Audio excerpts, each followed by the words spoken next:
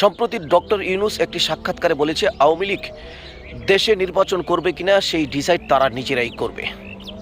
এমন একটি কথা ডক্টর ইউনূসের মুখে অন্তত আমরা আশা করিনি।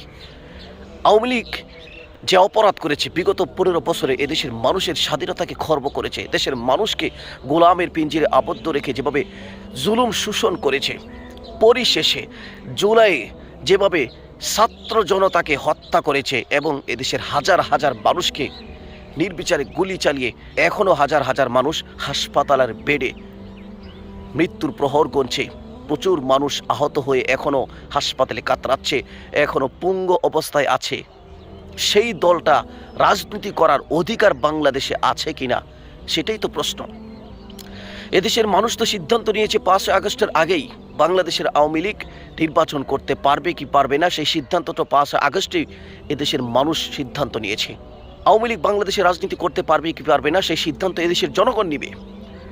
দেশের জনগণের গণভোট নেওয়া হোক, আর না হয় সিদ্ধান্ত তো একবার জানিয়ে দিয়েছে দেশের জনগণ।